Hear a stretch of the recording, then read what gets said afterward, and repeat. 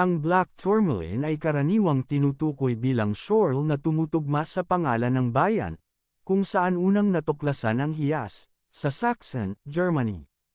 Ang black tourmaline ay malawakang ginagamit sa iba't ibang kultura. Maraming mga shaman ng iba't ibang sinaunang tribo ang madalas na nagdadala ng batong ito bilang isang uri ng proteksyon.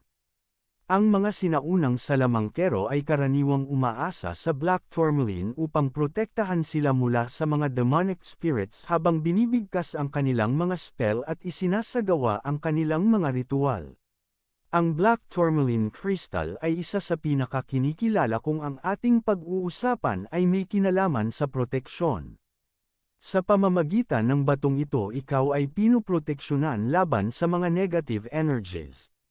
Mga negatibong enerhiya na maaaring mula sa ibang tao, kapaligiran o maaaring mula din mismo sa iyo.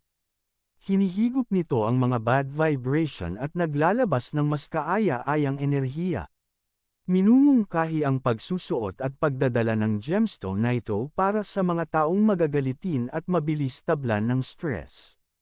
Pagdala-dala mo ang crystal na ito ikaw ay makakaranas ng kapanatagan dahil ang batong ito ay nag-a-absorb ng mga negatibong emosyon tulad ng galit, anxiety, depression or stress.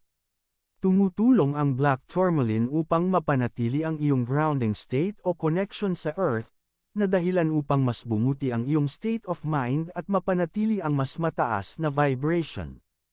Pinaniniwalaan din na ang black tourmaline ay nagsisilbing protection sa mga black magic at sa mga taong may hindi magandang intention o evil eye.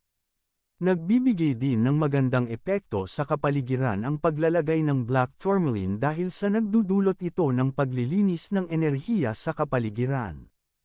Ang black tourmaline ay protection din sa lahat ng harmful radiation na mula sa mga gadget at appliances tulad ng TV, computer at cellphone.